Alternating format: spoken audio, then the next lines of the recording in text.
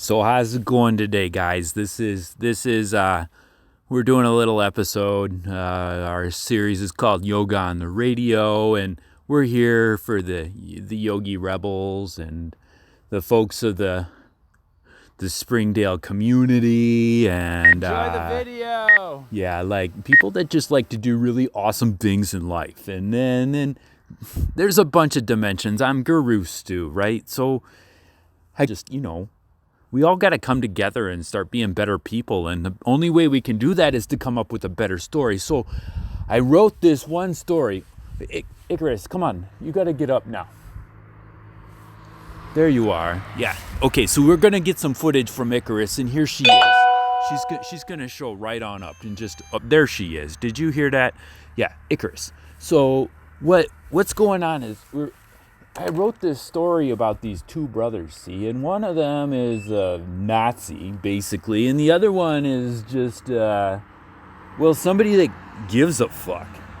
And that's caring about each other is simply like the thing that makes us awesome, and that's what Darwin was all talking about back in the day, was that it's really, really important to care about each other. And so I wrote this story, see, and I gotta break it to you guys. Some people are really good at grammar, and some people are good at punctuation, and some people are good at like making other people feel right when they tell stories, and I'm kind of one of those people sometimes.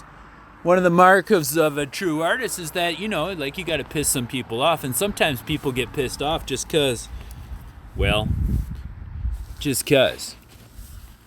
All right, so Icarus, let's make sure that you get on. And I believe, yeah. Quite excellent here. So I got this post from Phoenix Rebel Guru, a really good friend of mine. He's just, I don't know how he takes all the heat in the kitchen when I put it out there, but I gave him this story about these two princesses. And it's about this king that wanted to hand his legacy down to two of his sons, and he wanted to know which one was going to be the best son to have the kingdom to take care of. And so he devised a test that would determine all those skills that they would need and make sure that they go under budget. And he assembled, I don't know, it could have been over budget too. Who knows? The king was kind of a mysterious kind of guy. So he assembled both of his sons together and he presented them with torches. The amount of fuel in the torch was just barely enough to last the time it would take to run the race. Once the liter of fuel was exhausted, the torch would go out. He had laid out a course for them to carry the torches on. If they were not efficient with their traveling, whatever, when they reached the finish line, the torch would be totally gone. The winning contestant would be the one that would complete the course with the torch still lit. The first son was very fast. Oh my gosh.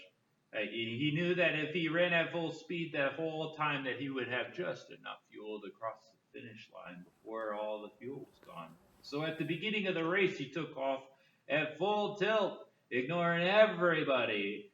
He thought that the encouragement was all about encouragement, but the encouragement was like, please slow down.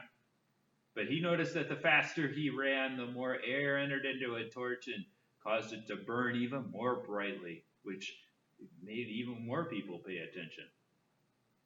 He felt really impressed with himself as his torch was burning brighter than the dull flame that came out of his brother's torch.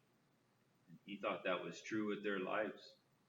Finally, as he approached the finish line and his friends were cheering him on, he felt quite elated because his brother was so far behind that he couldn't even see him.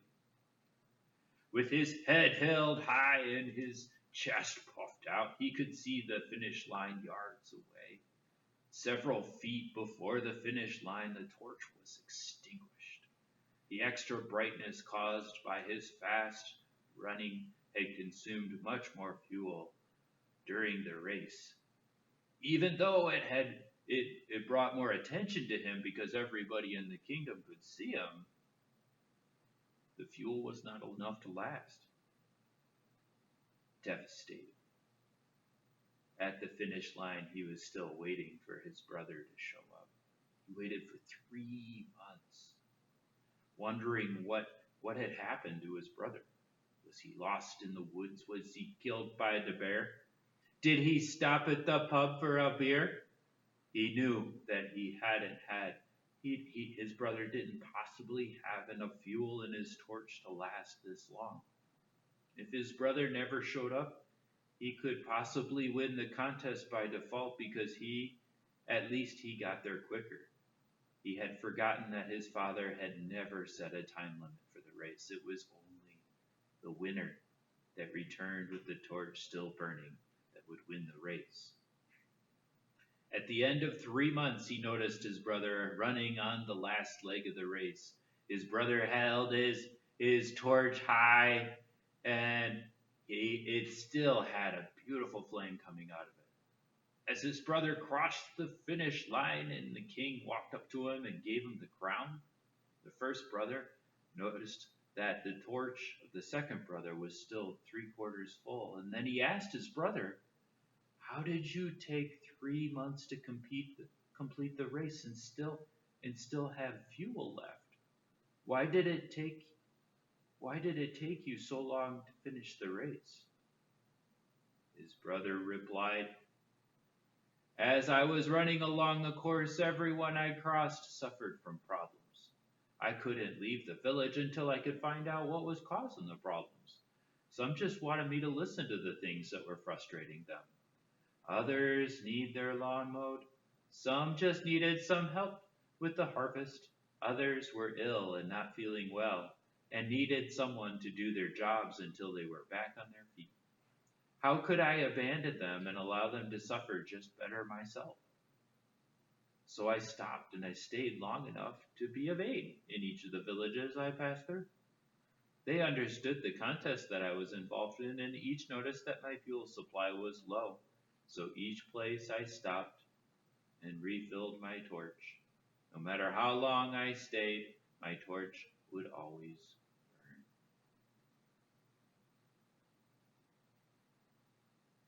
So what's the story here? What's the moral of the story? What's the take home here? Well, you see, the take home is what brother do you want to be?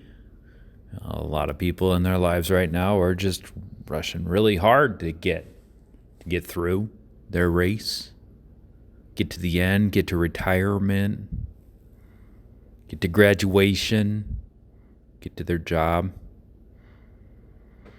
But all along the way, it's an opportunity, right, to rekindle your fire sometimes. And one of the things that we got to do in life is balance all this stuff out. That old Sanskrit word for balance is yoga. Y'all are awesome people.